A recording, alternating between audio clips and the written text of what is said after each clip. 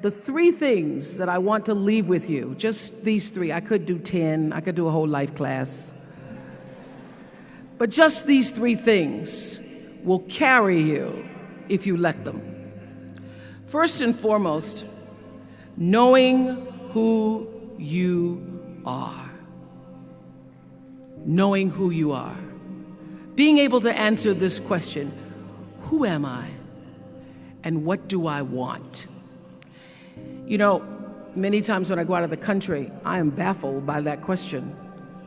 To explain what is your occupation. I've stood there for 10 minutes. Well, am I a talk show host? Well, I'm more than a talk show host. Am I a businesswoman? I'm a businesswoman. I'm more than a businesswoman. Am I an entrepreneur? I'm more than an entrepreneur. So I just leave it blank or self-employed. So I'm not asking for the roles that you play as daughters. I'm not asking that question. What are the roles that you play as a daughter, as a friend, as a sister? You're going to be a lawyer, you're going to teach, you're going to be a pharmacist. I'm asking the bigger question of who am I? Who am I really? My answer is I am God's child. I am that which is born of all that is. I am, as Pierre de Chardin said, a spiritual being having a human experience, come trailing the breath of the ancestors yet, but trailing the breath of the angels. And understanding that because I am connected to the source of all that is possible for me. That's who I am. And what do I want? I don't want to just be successful in the world. I don't want to just make a mark or have a legacy. The answer to that question for me is I want to fulfill the highest, truest expression of myself as a human being. I want to fulfill the promise that the Creator dreamed when He dreamed the cells that made up me. What do I want? You must have some kind of vision for your life. Even if you don't know the plan, you have to have a direction in which you choose to go. I never was the kind of woman who liked to get in a car and just go for a ride. I had a boyfriend who would say, let's just go for a ride. I want to know, where are we going? Do we have a destination? Is there a plan? Or are we just riding? What I've learned is that's a great metaphor for life. You want to be in the driver's seat of your own life, because if you're not, life will drive you. So, knowing who you really are in this space and time that we embody. That's number one. What do you want? Who are you?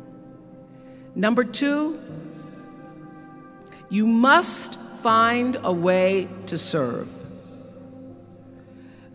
Martin Luther King said that not everybody can be famous, but everybody can be great, because greatness is determined by service.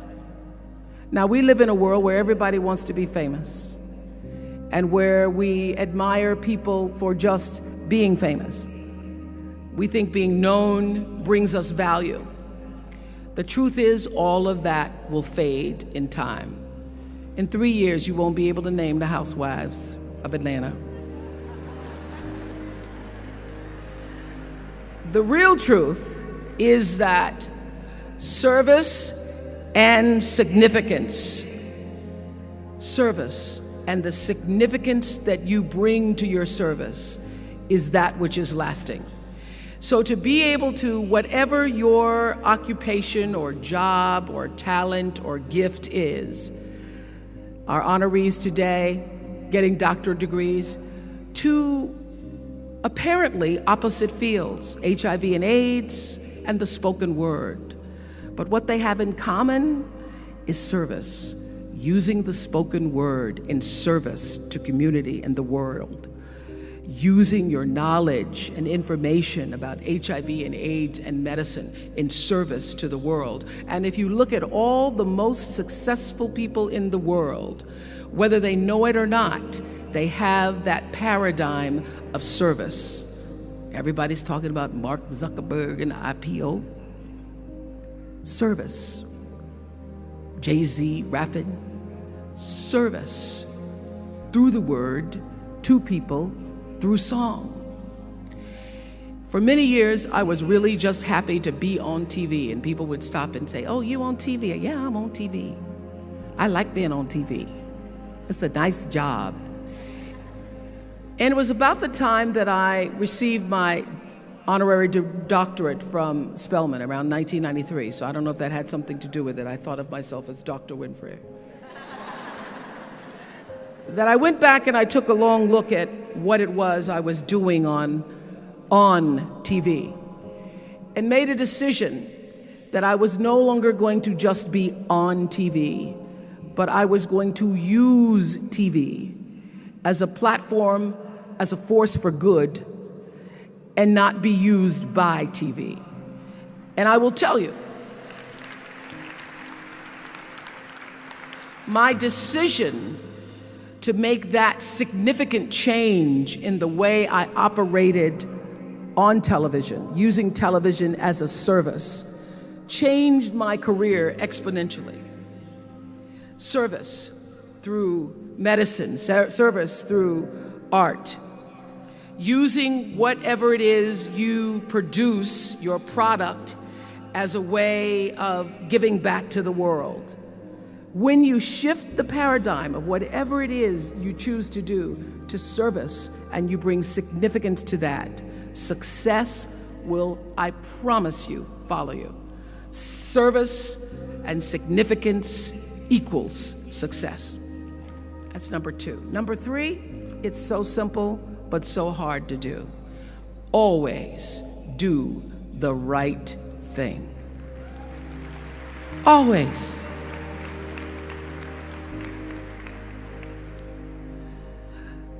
Be excellent. People notice. Think of how you notice. You go to Taco Bell, somebody gives you an extra napkin and some sauce.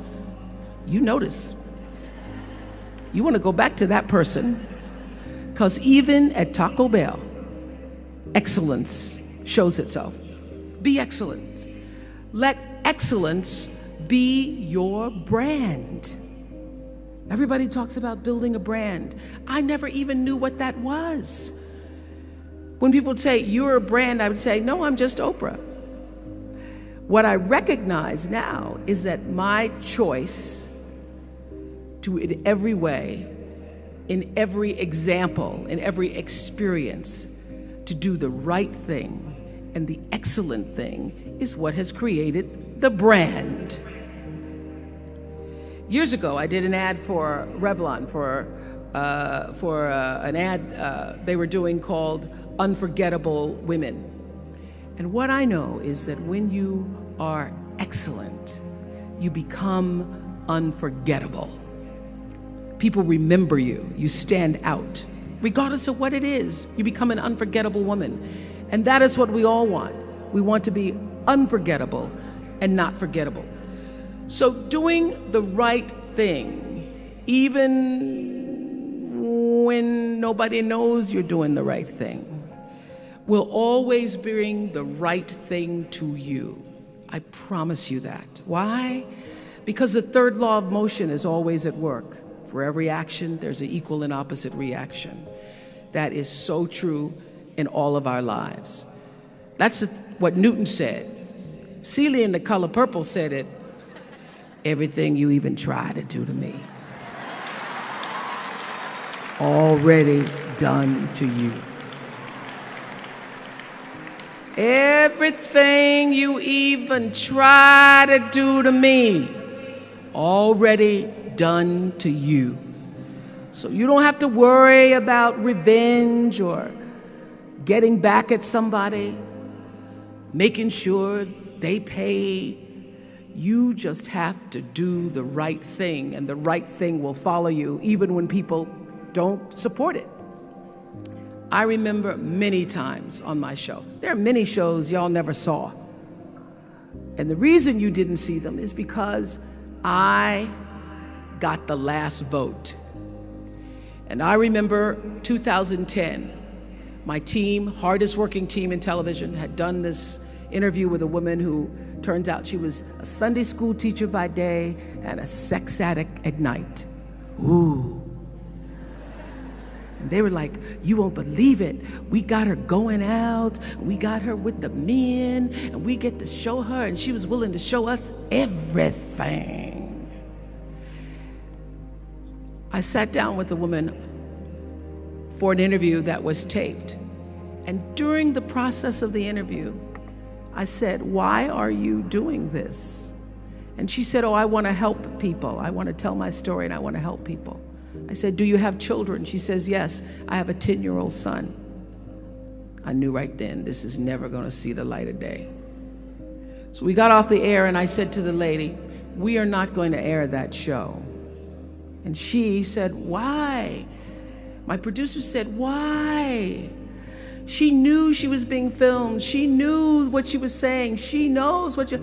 I said, because her son will never get over it. Her son will never get over it. And it's not worth a rating point to me. Not worth a rating point to me to know that there's a 10-year-old boy who's destroyed because his mother went on the Oprah Winfrey Show and told all her business. You do the right thing even when other people think it may not be. And oftentimes when you make a decision to do the right thing, immediately you're faced with doubt. Was that the right thing? Was that the right decision? I don't know. Was that the right thing? You always know it's the right thing when in the end there is peace. You are rewarded by peace in knowing that you did the right thing. The most important thing I have come to know in doing the right thing and making the right choices is understanding what we talked about yesterday. All of you leaving here have the potential for enormous success. There's a price that comes with that. People don't always like you, and they're not always happy for you. And if you surround yourself with people who are not accustomed to your success, they become fearful, they become scared, because you are reflecting back something to them that they don't recognize. Now, they're not going to say, you know, I'm very fearful, because you're reflecting back to me something I don't recognize. They're going to say, you know what they're going to say? They're going to say, who she thinks she is. Who she thinks she is. That only happens when you are around people who do not mean and want and aspire to the best for you. People who want the best for you want you to be your best. So my greatest advice to you is to surround yourself with people who are going to fill your cup until your cup runneth over. So when people say you're so full of yourself, you can say, yeah. Yes, I'm full. I'm so full, my cup runneth over.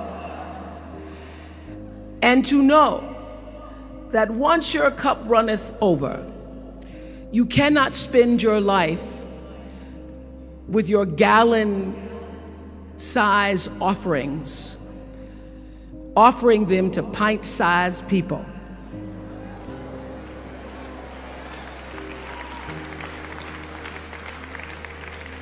You have got to surround yourself with gallon-sized people who can hang in the same company with you, so that you're not offering your gallons to those little pints out there who can't hold it anyway.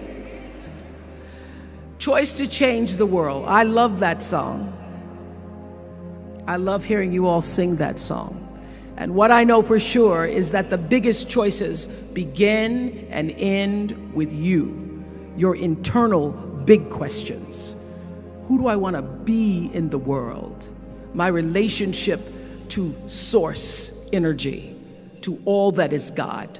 I'm not talking about what you believe in God. I'm talking about your experience of that which is all life, which is divine and universal. I'm talking about the big deal. Being connected and aligned with that. When you are tuned in and charged into that, whenever you feel empty, you go inside yourself and you connect to the source, and you know that all things are possible. To know that, and to choose to do the right thing in service and significance, I promise you, you will create a vessel of service for yourself first, because you have to honor yourself first. You have to give to yourself first, otherwise you have nothing to give away. You will create a vessel for yourself, for your family, your community, and the world. And those three things will not only lead you to a blessed life. I stand as a witness. My life is so blessed, I can't even take it in sometimes. It will lead you not just to a gifted life and a rewarding life that fills you up, but a sweet life. That's what you want. You want the sweetness. You want it to be so sweet, so that even when the storms come, and they will, you'll know, this too shall pass. This too shall pass. The storm is passing over, and you shall not be moved, because you know who you are. When you can do that, grace will follow you. Grace and glory. And when they see you coming, it ought to make them proud. They say it's the click of your heels. It's the bend of your hair. It's the palm of your hand. It's the need for your care. Because you a woman. You a Spelman woman.